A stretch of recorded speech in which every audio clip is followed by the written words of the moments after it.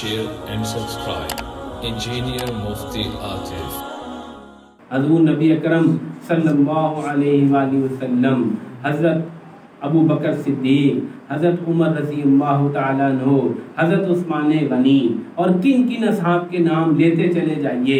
راتوں کو قرآن پڑھتے تھے اور کیسے رویا کرتے تھے۔ حضرت عائشہ رضی اللہ تعالیٰ فرماتی ہیں آپ علیہ السلام تشریف لائے اور میرے لحاف میں میرے ساتھ لیٹے اور پھر آپ نے فرمایا چھوڑ عائشہ، میں تو اپنے رب کی عبادت کروں، اور آپ کھڑے ہو گئے اور آپ نے رونا شروع کیا فرماتی ہیں آپ کے آنسو بہتے رہے، ساری داڑھی مبارک تر ہو گئی، پھر وہ آنسو آپ کے سینے پر گرتے رہے، پھر آپ علیہ السلام رکوع میں گئے، وہاں روتے رہے، پھر آپ علیہ السلام سجدے میں گرے، وہاں روتے رہے، یہاں تک کہ پوری زمین جو وہاں پہ آپ کا سجدہ تھا وہ بھی آپ کے آنسوں سے تر ہو گئی۔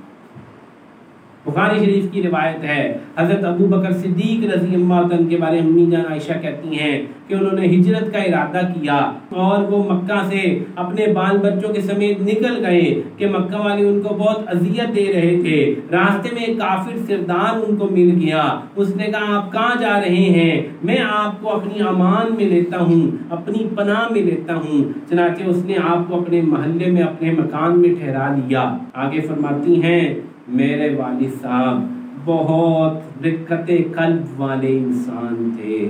بہت نرم دل تھے، چنانچہ وہ رات کو قرآن پڑھتے اور روتے، اور ایسا قرآن پڑھتے کہ کافروں کی عورتیں اور کافروں کے بچے جمع ہو جاتے اور وہ اس قرآن کو سنتے۔ لوگوں نے کہا کہ یہ ٹھیک ہے تم یہاں رہو لیکن یہ قرآن نہ پڑھا کرو، ایسا نہ ہو کہ ہماری عورتیں ہمارے بچے بھی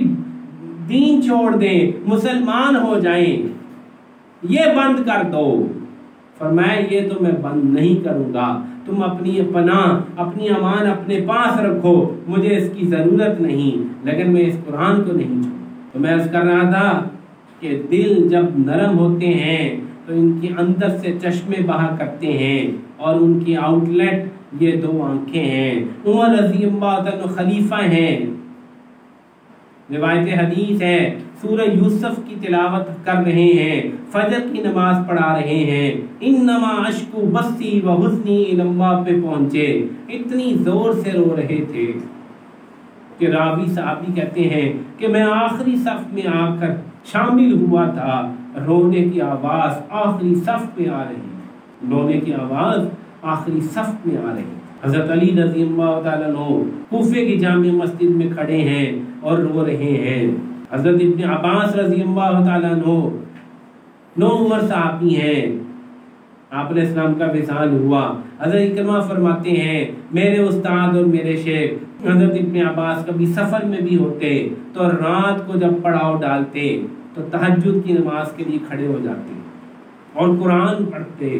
اور روتے اور ان کی چیخیں اور ان کی سسکیاں دور تک سنائی دیتی۔ تو میں یہ عرض کر رہا تھا کہ دل جب نرم ہو جاتے ہیں